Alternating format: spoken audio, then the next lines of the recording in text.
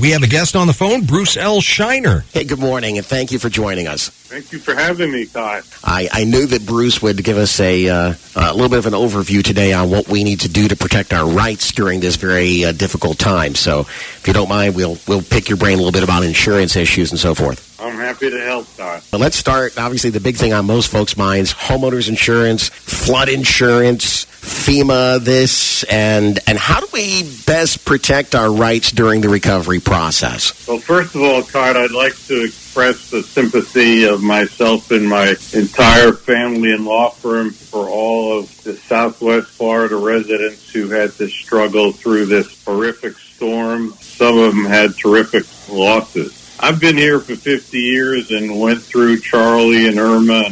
I've never seen a hurricane as destructive as Ian was. Right. So what is it, as we sit and look at the overwhelming processes ahead of us, that we need to be watching out for? The first thing that everybody should do is, if they've sustained any losses, if they have homeowners insurance, they should immediately notify their insurance company. If they have flood insurance, they should immediately notify their insurance company.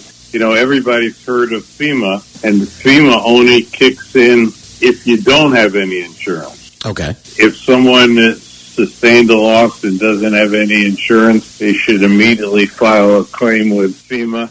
Unfortunately, FEMA only covers up to $37,900. You know, whatever you could get is helpful and goes a long way towards putting things back together. And we've gotten that question fairly frequently. We actually had a gentleman call yesterday who said he got an almost immediate denial of his claim with FEMA, and he didn't know why. The first thing I would say is, perhaps if you have homeowners insurance, you're saying FEMA will probably deny you then. FEMA only applies to people that don't have insurance. I see. When it comes to homeowners insurance, I believe, isn't there a certain obligation on the homeowner to try to mitigate further damage? Absolutely. You always have that obligation, and whatever you could do to make the damage as little as possible, you should take those steps to avoid that. So if I've got a broken window, for example, I need to try to board that up. Otherwise, as the elements continue to come through that window and make things worse, that's going to be an issue. Now, I think the biggest issue that we're going to see is the distinction between homeowners insurance and flood insurance. Ah, yes. Because I think the flood insurance company is going to say it's caused by the wind, and the wind insurance company, you know how insurance companies are. Right, so, But I think as a general principle, flood insurance protects against rising water. And anything other than rising water would come under homeowners. So rain coming through an open roof and ceiling, that would be considered homeowners. That is correct. And I can see that distinction being a very important one moving down the road, because the wind did drive rainfall and groundwater into some places we never thought we'd see that happen. That's true. And, you know, the interesting thing about this storm is, as I said, I've been in the area for 50 years, and every time a storm comes, they threaten there's going to be a 6-foot, 8-foot, 10-foot storm surge. Right. And we've never really seen a storm surge before. And then here comes Ian. There was a horrific storm surge that basically wiped out Fort Myers Beach, Sanibel, Captiva, and a lot of other areas. So there is a lot of flood damage where flood insurance will be responsible. I think it's important to emphasize, and this is what's giving me some degree of comfort at this point, if you do have water damage in your home, and in my case, it's from coming in through the roof and through the ceiling and damaging the walls and the floor and so forth.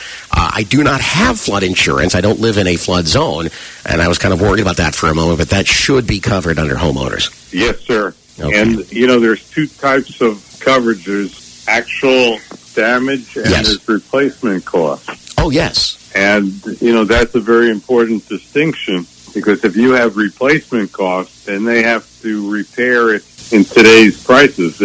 I see. If you don't have replacement costs, they only have to repair it to the extent it was when you took out the insurance. One very scary thing before we go further, Todd, is everybody should do whatever they can to get their claims in as soon as possible, because I believe we're going to see a lot of insurance companies go belly up. This is such a devastating storm. There's going to be so much, in claims having to be paid out, that there's going to be insurance companies that aren't able to do that.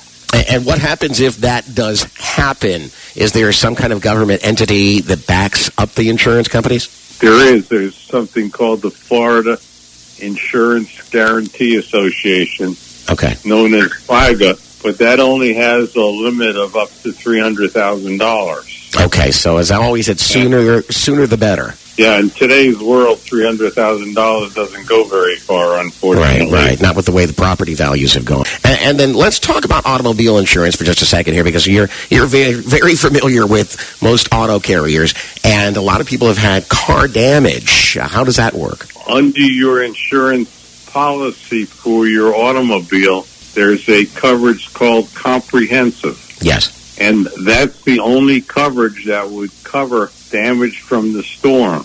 Anybody who financed a vehicle would be required by the finance company to maintain comprehensive coverage. But if you're not financed, some people just get the basic minimum, which is personal injury protection and property damage.